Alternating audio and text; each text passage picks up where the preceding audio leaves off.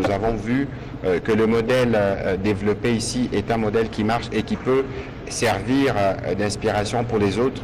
Et donc, Madame la gouverneure, bonsoir. Bonsoir. Ce n'est pas la première fois que nous avons cet exercice de redevabilité avec vous. Et ce soir, nous avons voulu en même temps associer le ministre national de Mines, parce que les mines ont toujours existé, en tout cas si je me réfère à ce que la gouverneure me disait tout à l'heure, depuis 100 ans, mais dans cette partie du pays, en tout cas, il fallait attendre les dernières 10 années pour voir des choses véritablement se faire dans le sens de profiter aux Congolais. Nous allons évidemment recourir au ministre national de Mines, qui est à ma droite, qui pourra lui aussi expliquer comment, à partir de mines, de l'exploitation qui est faite, de la politique, de la stratégie mise en place par le président de la République et pilotée par la première ministre, qui permet aujourd'hui d'avoir ce qui s'est fait ici au Lualaba. C'est pas moi qui vais vous rappeler que presque la moitié du budget de la République démocratique du Congo vient du secteur minier, mais les secteurs miniers, on le sait, les ressources sont aussi épuisables, mais quelles sont les réflexions qui sont faites? Voilà plus ou moins les thématiques autour duquel nous allons discuter ce soir, mais on ne saurait commencer cet exercice sans dénoncer la barbarie. Vous tous, vous avez vu cette vidéo choquante ce matin d'un assassinat lorsque nous disons que ceux qui occupent les parties est de la République démocratique du Congo gouvernent par crime.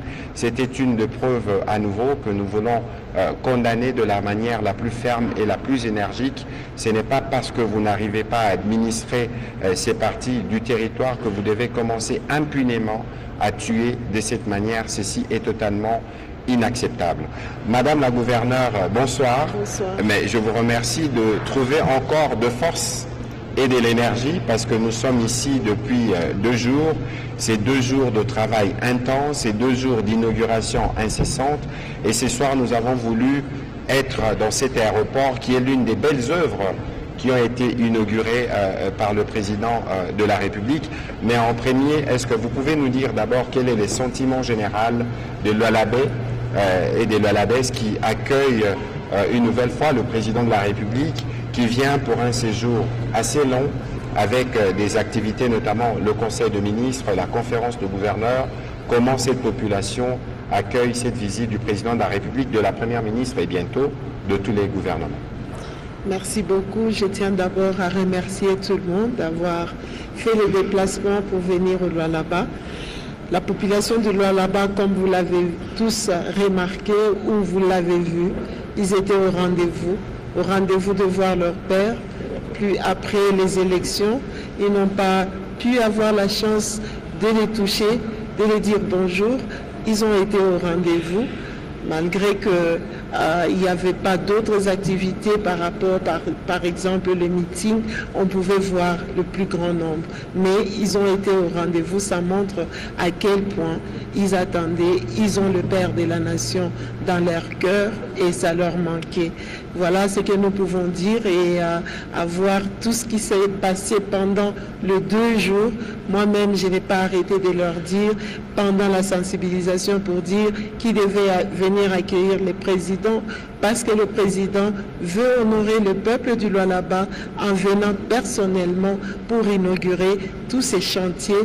Nous étions en train de dire il y aura des inaugurations, pas l'inauguration, des inaugurations. Voilà. Mais parlons un tout petit peu parce que c'est fatigant, j'ai envie de dire, toutes ces activités, parcourir, c'est dit tout à l'heure, lorsque nous étions ici, on a eu 3 activités en même temps. L'inauguration de cet aéroport, on a vu la caserne de pompiers, parce que tout ce qui est lié au secteur aérien, ça veut dire d'abord la sécurité, cela a été pris en compte. Ensuite, on a été voir l'échangeur et tout le boulevard que nous avons traversé. On va peut-être pas parler de chaque infrastructure, mais nous voulons, madame, que vous puissiez nous faire plus ou moins les résumés de grandes infrastructures que le président de la République a inaugurées, peut-être qu'en commençant par où nous sommes, ensuite par le centre, le village de congrès, comme vous l'appelez ici, et après nous pourrons peut-être faire un commentaire sur l'une ou l'autre activité, parce que personnellement j'ai été marqué de voir que dans les efforts de reconstruction que vous faites, vous avez pensé à doter le bureau provincial de la CENI d'1 bureau, alors que nous ne sommes pas à la veille d'un processus électoral. D'abord, en ce qui concerne les inaugurations, commençons par l'aéroport. L'aéroport, nous ne sommes qu'à notre première phase parce que, comme vous l'avez suivi, le directeur général de la RVA a dit qu'il y avait encore beaucoup de chantiers qui se poursuivaient. Si vous regardez en diagonale, vous allez voir qu'il y a la nouvelle tour de contrôle qui est en construction. Mais nous continuons, il n'y a pas seulement la nouvelle tour de contrôle, mais il y a aussi l'aérogare, le pavillon présidentiel qui est à 70% de construction. Donc le complexe n'est pas encore fini. Ça, c'est notre premier module. Il y aura le deuxième module, mais avant de passer au deuxième module, nous voulons d'abord terminer la tour de contrôle, terminer l'aérogare ou le pavillon présidentiel afin de boucler le boucle par rapport à notre premier plan de développement aéroportière.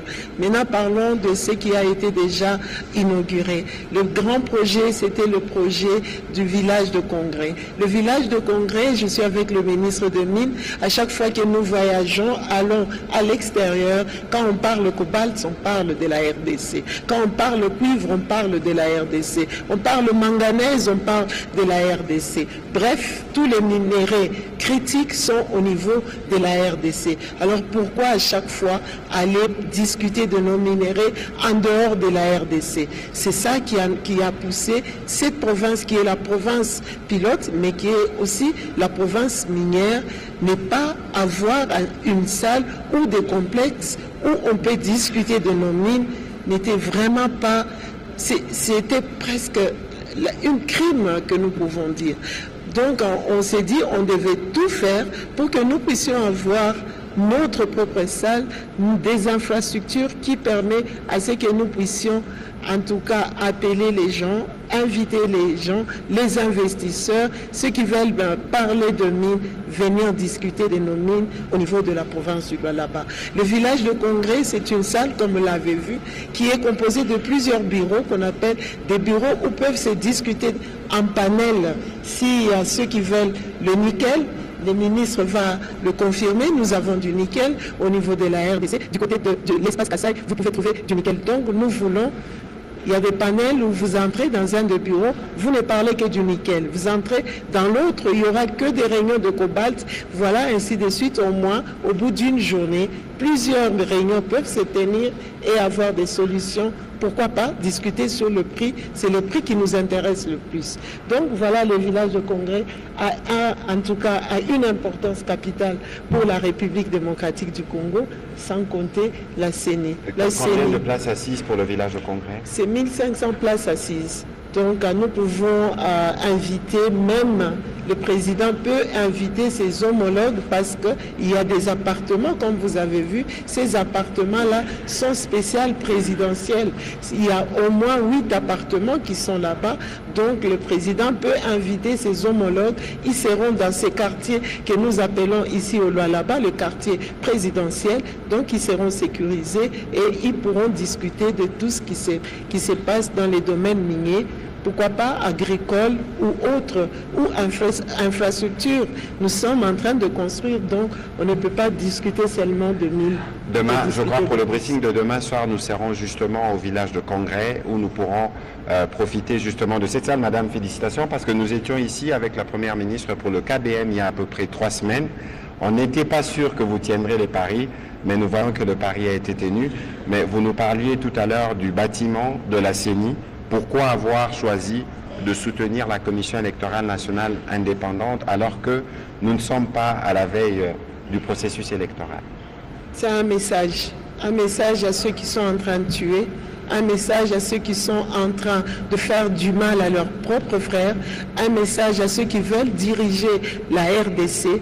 La seule voie, la voie de la paix, c'est les élections.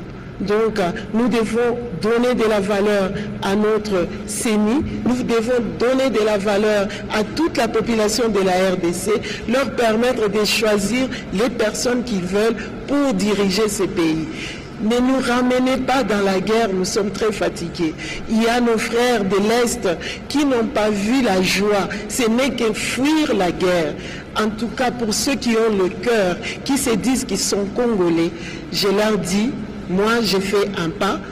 la province du Lualaba, la population du Lualaba, la RDC de Félix-Antoine Tshisekedi Tshilombo veut travailler dans la paix, veut diriger le pays par les élections. C'est ça le message.